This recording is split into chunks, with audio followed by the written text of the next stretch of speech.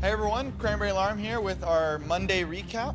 As you guys can see, we got a lot done today compared to what our previous day recap was, compared to our elevator just being on here a little bit loosely. At this point in time, we have finished the entire robot mechanically and are currently parsing through some code bugs and just working out the kinks and getting this robot fully going. But we have a lot of fun things to show you guys today. We have a lot of things that we've learned about this robot, and we're really excited to demo it for you guys.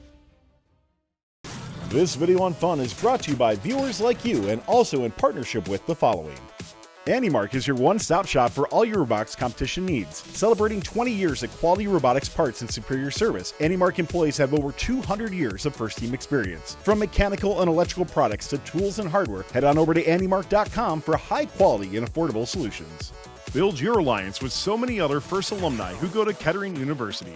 Every student at Kettering experiences their cutting-edge co-op programs that seamlessly blend the professional and academic worlds. Kettering co-ops are a fully immersive working experience at the leading edge of industry. Head on over to kettering.edu/first to learn more about their incredible programs and to get more information. So I guess the first thing we'll kind of tackle today is we're going to go over the elevator demo. We currently have some manual controls for this. So we'll go and do a quick demo about it. Sure. So currently, as Reese mentioned, we've got the elevator hooked up and powered. It's the Thrifty Bot two-stage elevator kit, and for the most part, it's entirely stock. The only thing that we've changed about it is how we mount the motors, and we've actually run into a little bit of an issue with that. So we'll point this out, and hopefully you guys can avoid this issue. But we're running 12-to-1 sport gearboxes with NEO 1.1s, and that's powering this chain segment in the back. In yesterday's recap, we didn't actually have that chain on there, but that is what's driving our elevator. We can go ahead and enable it and kind of show this. Again, this is manual control, and it's current limited, so we don't break something, but once we get position control going, we're going to be able to drive this much snappier into precise positions. But as you can see, a lot of people, and us included, were worried about how heavy our end effector would be. There's 4 Neos and sport gearboxes on there, as well as a lot of urethane wheels. That stuff's heavy. It's like 23 pounds in total, and we're able to easily drive it up and down. We have a video showing how tippy we are with this thing at max height, so go ahead and check that out if you want to see how the robot looks kind of being jostled around. One thing I want to point out here is the cable track that we have running along the side. This is probably the cleanest wiring that I've been a part of on an elevator, so we're super proud to be able to show off something like this. I think it's one of the more daunting things if you're in controls working on an elevator. How do you get everything up to your second stage? I think one misconception is that you have to route up, down, and up for its two-stage elevator, but you really only have to route down like half the length of your extension, because you're already covering half of the max extension by going up the stationary stage. So this bottom part of our cable chain is mounted to the bottom of the second stage, and at max extension, we have no issues. It doesn't bind, and we're able to route our 4 motor wires, 2 CAN runs, and 3 signal wires up to the top of our elevator. Yeah, so I guess while we're on the topic of the elevator, we're going to go ahead and turn off the robot, and we'll do some hand demos of kind of showing the robot near the scoring locations. So let's go and get into that. So we got all the coral score on here right now. Let's go and get these guys off. And for now, we'll just drive the robot up to here, and we'll at least show you kind of all of our positions. So our starting configure position is what we're going to be using for L1 scoring, and from there we're going to extend all the way up, all the way to L4. And I guess we'll get this out of here for now. There we go. That's good. All right. Do you guys want to go and lift up the elevator, and we can kind of show the different positions? So all the way up to here would be L3. And then we can go all the way up to L4. And you can see we can extend pretty high past it. And if we actually go down to what we'd want L4 to be, you can see on our elevator we have about a 2-inch gap right there. And that's where the compensation for us being over the starting configuration would come from. If we weren't limited by 3 days, we would be able to fix this. But due to our 3-day limitations, we decided to just move forward and try and pump out as much content as we really can. So yeah, that's how we're going to be doing the coral scoring. And like I said, we've been running into some code bugs, so we don't have the coral manipulator going right now. But we do have a video out showing the coral end effector running off of the Ri3D motor controllers, like the handheld motor controllers, running into the Nova motor controllers. And so far, the results that we've seen with it have been really, really great. So we're really happy with that. I guess the next thing we can show is kind of the algae geometry and de-algifying the reef. Actually, before we move on to the algae, one thing I want to point out is a couple sensors that we have on top of our coral manipulator. We have one of the laser can, which is a grapple device brought to us by ThriftyBot, and then we have a Redux color-in can.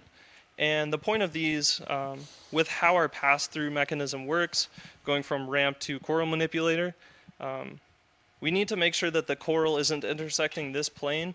Otherwise, it's going to smash into this 2x1 bar at the top. And so we have this laser can pointed down into our end effector to make sure that we clear this sensor, ensuring we can go up and score the coral without smashing into our elevator. And then the second Redux color and Canon color sensor is just for object detection and detecting whether we have a coral in our robot for autonomous deployment. Once we know that, or once the sensor detects that nothing is there, we can be pretty sure that we've fully ejected the coral and we can move on to the next task.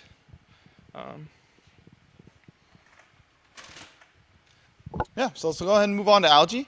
Like I said, with our reef that we had built from yesterday, we have the reef tree that AnyMark provided us graciously, and then we also have the ThriftyBot style one made out of PVC and gussets here to kind of represent what the whole assembly would look like.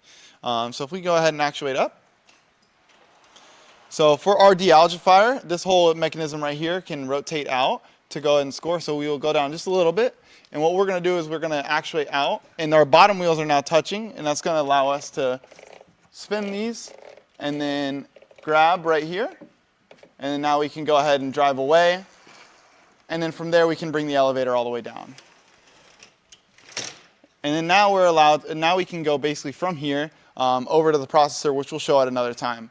So let's go ahead and get this out, and we can show a couple other different orientations. We can show, let's show the, with us still on the ground, we can actuate our de-algifier all the way up. And then from there just run the wheels backwards just like this. And then this does go into our end effector area, but if we maybe want a quick D-score, then we just drop it down and then we can go get it later. So this might be really effective for someone who doesn't have an elevator that maybe just wants to do a single pivot mechanism to de-algify the lower level of algae. And let's go ahead and show the upper level of algae. And with our mechanism also, we can also store in the upper configuration just like that. So I'll go ahead and bring down, there we go. Bring it down a little bit more. Perfect. And we'll bring the elevator up. There we go. A little hard to demo with just moving it by our hand, but you can see how the process is pretty similar. And we also found during our testing that powering from the bottom and powering from the top are pretty comparable. We found that powering from the top was a little bit better, but we ultimately went to go for powering from the bottom due to the ease of implementation it has on our design. So yeah. We can go ahead and maybe take a few questions from chat. Yeah, so one thing we really wanted to do is we wanted to be able to pick up from the human feeder station. And this ultimately led to us kind of coming into this ramp design. And from there, we knew we wanted to have a pass through so that we could be able to pick up from behind us and then score in front of us. And that's what led us to have a coral-specific manipulator. And that was our first priority. And then from there, we kind of moved on to, okay, our second priority of algae, and we figured out a way that this could really work out. And then we also learned that there's this mechanism right here is actually very versatile. There's many different things we could do with it. So from here, yeah, Corey's showing really well, and we can also actually rotate this up and use it as a ground level intake to bring it up into our bumper area right here, and then maybe go and score that. So there's a lot of different ways we can use that.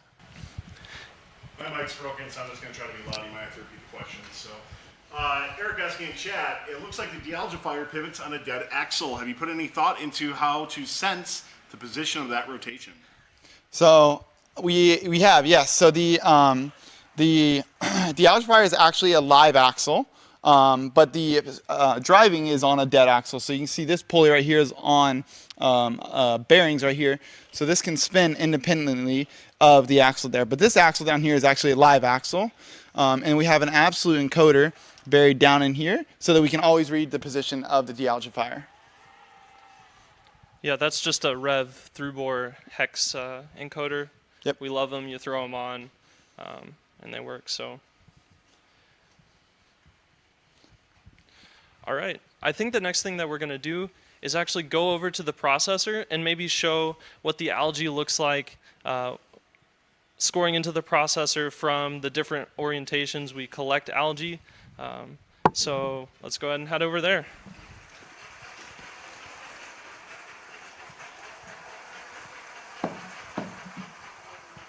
The orientation we plan to manipulate most of our algae and score from is this one where we've kind of grabbed it from either the middle or the high algae spot on the reef tree, and all we have to do to score the algae in that situation is spin our wheel out a little bit and sort of drops over the lip of the processor right in. We planned our geometry in order to make this work. Another way that we can score the algae into the processor is after our ground intake scenario. So if we're storing an algae like this, all we have to do is run up to the processor, drop a couple inches into the edge of the processor, outtake, and we deploy the algae. We haven't run any of these scenarios with powered wheels. I'm sure there will be a video on that later whenever we get power to that system and we're running it. But from hand testing and previous prototypes, we believe that these methods of scoring into the processor are more than adequate, and we're going to be able to reliably score algae.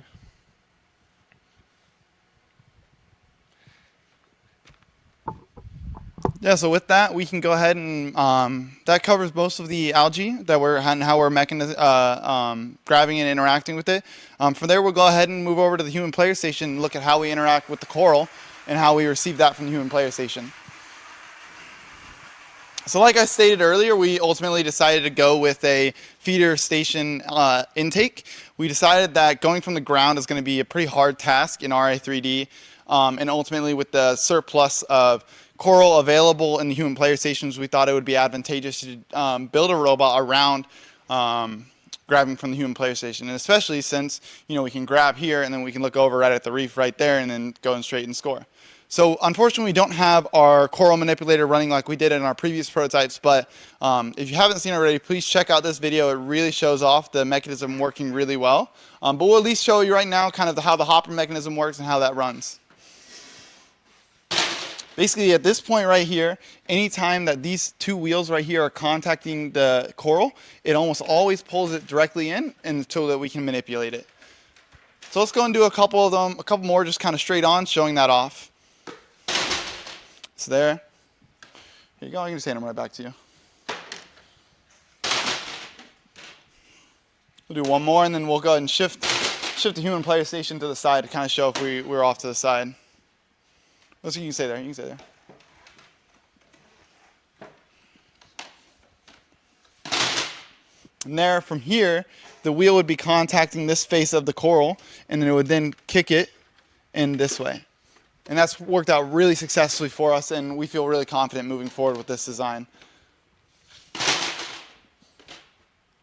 This was probably one of the most anxious parts of the design that we hadn't tested, but to see it working, we have the 4-inch gap between the ramp and the end effector.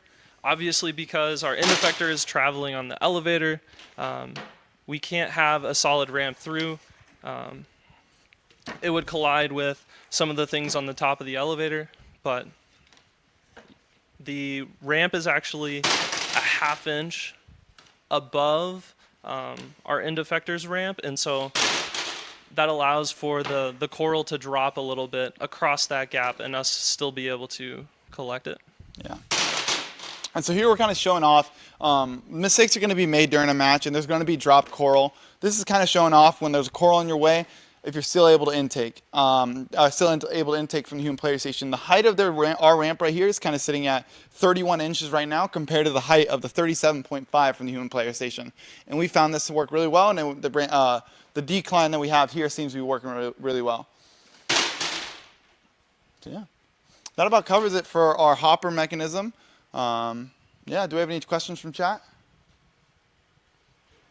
So nothing in specific with the hopper mechanism, but if we can go back to LG and cover a couple things. Before we do that, we're going to start our giveaway from our friends at AndyMark for a $25 AndyMark gift card. So type in sport in chat right now for their new sport gear boxes and our sport options, and which you can also see on this Robot in 3 Days Robot. Type in sport, and don't forget, if you are a YouTube subscriber, you're going to get 3 times luck to win that giveaway. So click the subscribe button like so many have. We appreciate you.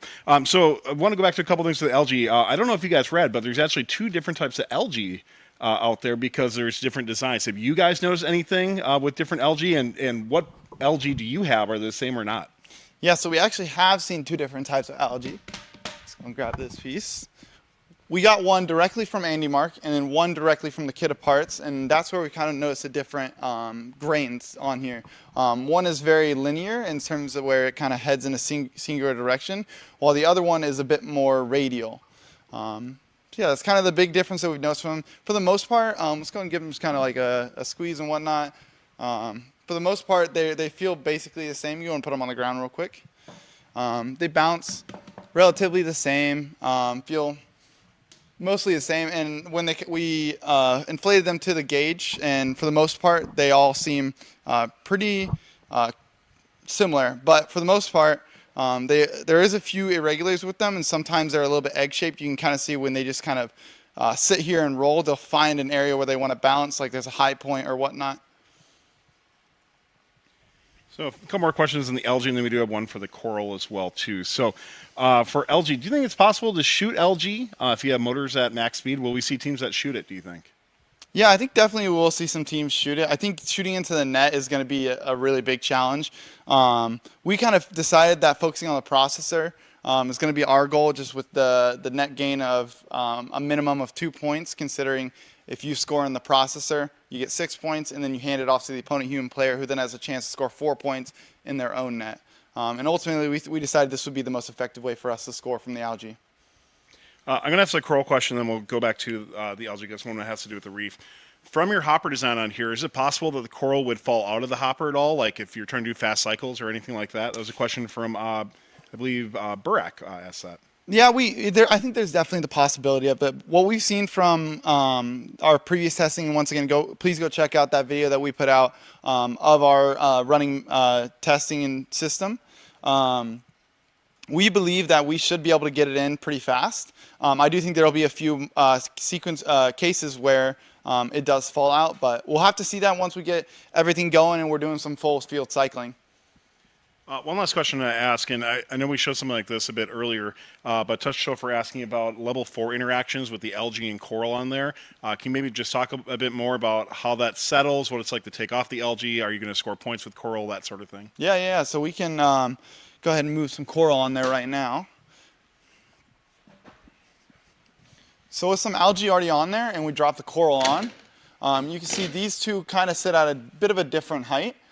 We noticed this one from AndyMark is a little bit different than the field spec one. It's just a little bit shorter, and that kind of gives it, it normally would sit right around here on the field spec, but on ours it sit kind of a little bit lower. And you can kind of see here, we have a little bit of a gap here. And from our testing, we kind of noticed that we were still able to get it out, but it did hit the coral and it kind of like knocks it up, and then it just falls right back down.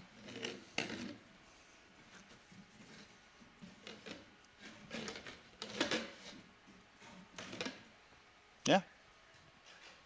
Awesome. Well, that about covers it for. Oh, we got some more.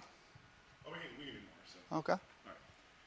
All right, so one more question that came in, and we're going to draw for the Thrifty Bot or AnyMark giveaway. Sorry, and then we'll start a Thrifty Bot giveaway in just a moment. With your end effector that you have for the coral, could you just pick up using the end effector instead of actually using a hopper? I think you definitely could, but the big challenge with that is going to be able to become going to the ground and moving that entire system there. The reason we went this direction is because this allowed us to do a 2-stage elevator to get to L4 because we're starting at such a high point in our elevator, considering we're not starting at a low point on our second stage carriage. We can just go straight up like that, and we thought it was a pretty simple solution to the problem. There are definitely going to be some people with mechanisms that probably tilt their end effector up to collect from the human player station, and then they tip it down in order to score onto the reef. That's probably a viable strategy.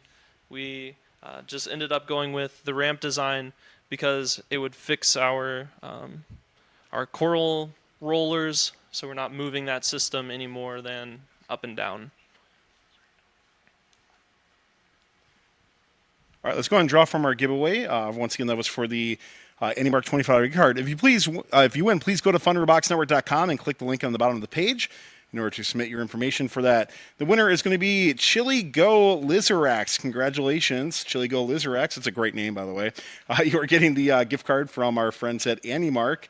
We're also going to start another giveaway from our friends at the Thrifty Bot for a new product that's coming to the Thrifty Bot, the mitochondria. So that's coming soon. Take a look at thrifty.bot.com, but that's going to be your keyword. I'm going to put it in chat here because it's kind of a crazy word. Mitochondria is going to be your keyword. That's for a $25 Thrifty Bot gift card. And thanks again to both AnyMark and the Thrifty Bot for their continued support. And don't forget, if you are a fun sub, you do get 3 times luck to win on that. So as we start to look into the last day here, Cranberry Alarm, we're going to be doing our full reveal at noon Eastern. And if you miss it because you're in school or something else, don't worry. We'll have it archived at youtube.com under Fun Robotics Network. But what are kind of the immediate steps for tonight?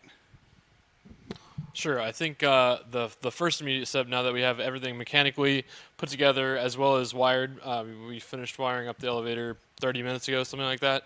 It's just getting all the code tested, making sure all the motor controllers are configured correctly, running the right way, and so on. After that, making sure the controls can be upgraded away from like manual control to set point modes and things like that, just so we have better control to actually score game pieces accurately versus just kind of dialing the sticks. And then after that, I guess it's probably just like working on auto, refining anything that we find issues for or anything like that. Yeah, we made a ton of progress. We just had a bare elevator at yesterday's recap. All of this superstructure went on, as well as the end effector mechanism, and we haven't done a ton of testing with the full system. And so I'm sure that we'll go through some integration issues and things that we'll have to figure out. But yeah, we're looking forward to getting this thing moving under its own control. So something that's been coming up every single day, guys, is climbing, right? Everybody in chat keeps asking, what about a climber for things? Do you guys have a plan for that? I know you're talking to maybe one of the other Ri3D teams earlier as well, too, and there's some other Ri3D teams that are doing climb as well, too, that you might want to look at. But what's your guys' plan?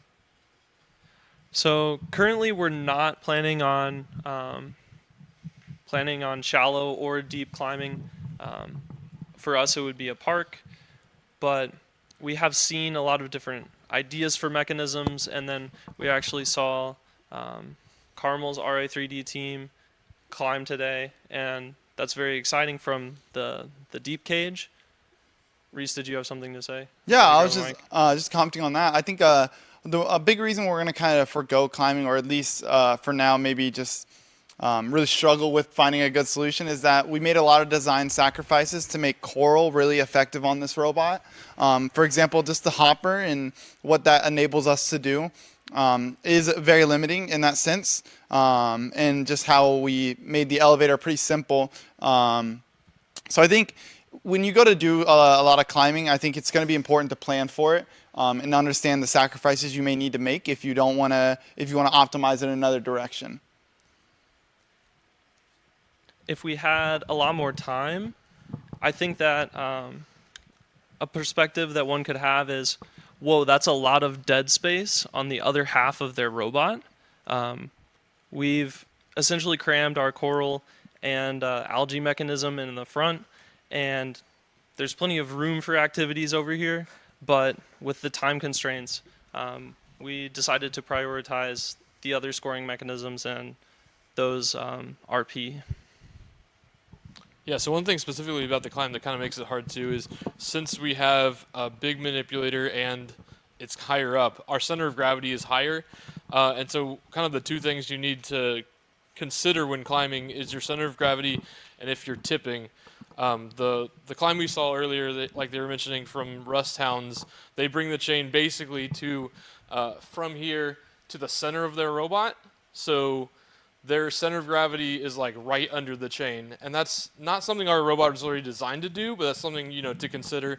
I think I've seen a couple prototypes where the robot's intentionally tipping and kind of exploiting an offset center of gravity, so that might be something else to consider. But our robot design, like what Reese was saying, we've kind of traded off against that design.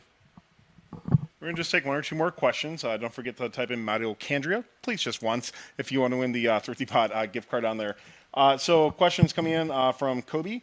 Do you have an expected amount of coral algae that you'll be able to score in one match? Like, how did you approach that from a strategic standpoint? Have we done the math? I don't know. I think that'll be really interesting to kind of see.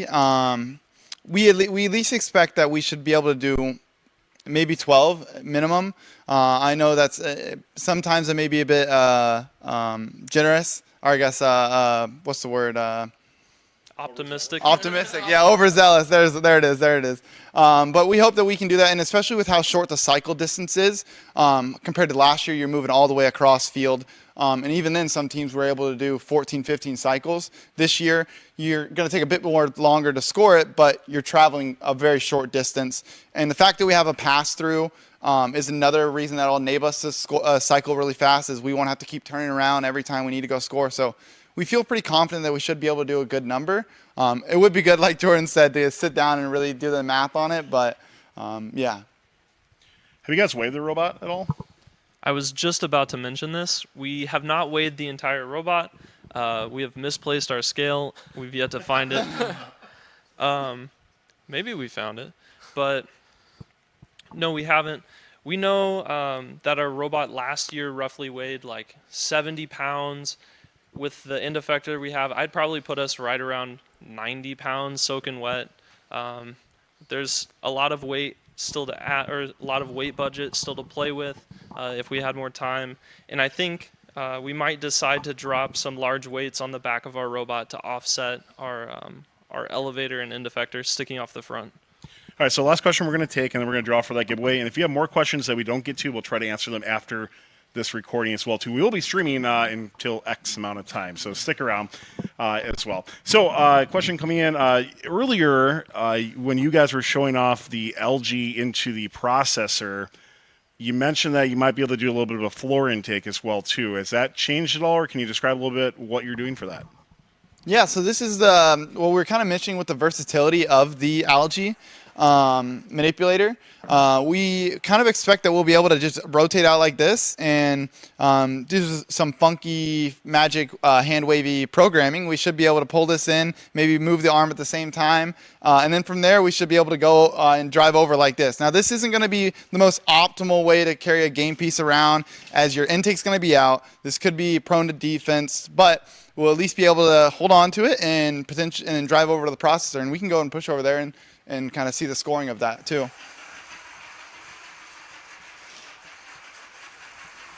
And from there, here we would basically just outtake, and then that should be enough to get us all the rest of the way into the processor.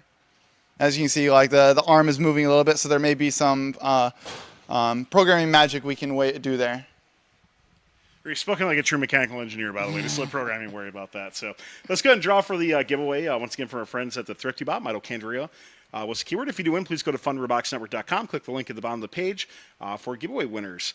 And the giveaway winner is some random guy. So it's literally the name of the giveaway winner. So congratulations on that. Before we let the team get back to work, any last things you guys want to talk about? And of course, if you missed this or any of our other videos, check them out. Fun Robotics Network on YouTube. And we got a whole bunch of shorts and reels and TikToks as well too. Fun FRC on Instagram and Fun Robotics Network on TikTok as well too. One thing real quick that I know it keeps getting brought up when people see our elevator up all the way is how tippy we are. So I'm interested to see, once we have the systems kind of all running correctly via code, actually see if reasonable driving around the reef is going to actually tip us over. And with that, like Corey was saying earlier, we don't think we're quite at the weight limit, so something we will consider doing is whatever weight we have left in the weight budget, putting that in the bottom back, kind of to balance out the heavy end effector. And to build off of that, if you are curious about kind of the tippiness of this robot, we did do a tippiness test in one of our previous videos. We'll do another one once we got everything running, but be sure to check that out if you're curious on how that'll be. Yeah, in terms of other things that we're excited for, and to wrap up, we think this robot will be really competitive. A lot of the things on this robot worked out for us, so it's now just a matter of bringing it all together on the final stretch and just making sure it all works. But we're really excited for it, and hopefully you guys can learn a lot from this robot. I'm going to ask just one last thing. Is the new radio on this robot? Nope, we're using the old radio right now. Okay. And then, are there any other motor controllers you want to mention? I know you mentioned the Nova earlier. Anything else you want to talk about? No, like we mentioned before, we have Spark Maxes on Neos, and then the new Thrifty Novas also controlling Neos.